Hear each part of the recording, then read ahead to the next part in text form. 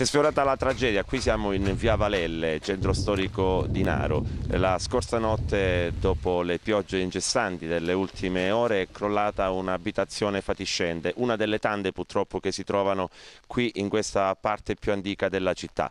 Già 8 anni fa questa zona era stata interessata da un movimento franoso. In quel momento furono intraprese delle iniziative urgenti per cercare di fermare l'avanzata del movimento franoso, ma sono passati 8 anni e nulla praticamente è stato fatto, malgrado tante promesse. La scorsa notte questa abitazione, che è proprio alle mie spalle è crollata, era abitata da un signore, da un uomo anziano che è rimasto praticamente ferito, per fortuna soltanto alle gambe, ha riportato una frattura alla gamba, ma guarirà in poco tempo. Poteva succedere però qualcosa di più irreparabile. Via Vanelle è la strada che è stata interessata tempo fa dalla frana, voi ricorderete benissimo, anche se questa casa però era decentrata rispetto alla linea di frattura, quindi non era assolutamente interessata dalla frana, però è una casa che purtroppo abbiamo ora verificato che non era stata oggetto di manutenzione da parte del proprietario e quindi col tempo, con queste piogge, ha determinato questo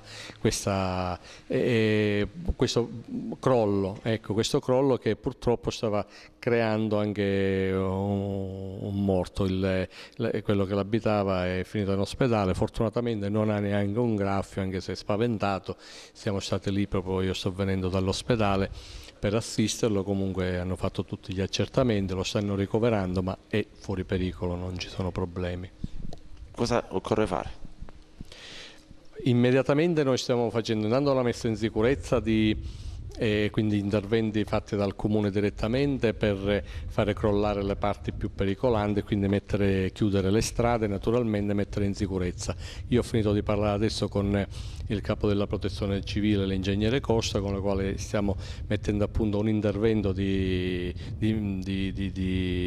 pronto intervento, insomma, per mettere in sicurezza tutto questo costone, e magari facendo una variante al progetto che già c'era stato finanziato proprio dalla protezione civile per la demolizione di alcune case proprio in conseguenza della frana. Quindi faremo una variante e possiamo intervenire immediatamente, il tempo insomma di fare la variante, di essere approvata e di poter mettere in sicurezza questa cosa. Quindi praticamente quello che c'è possibile fare burocraticamente, ecco, è questo.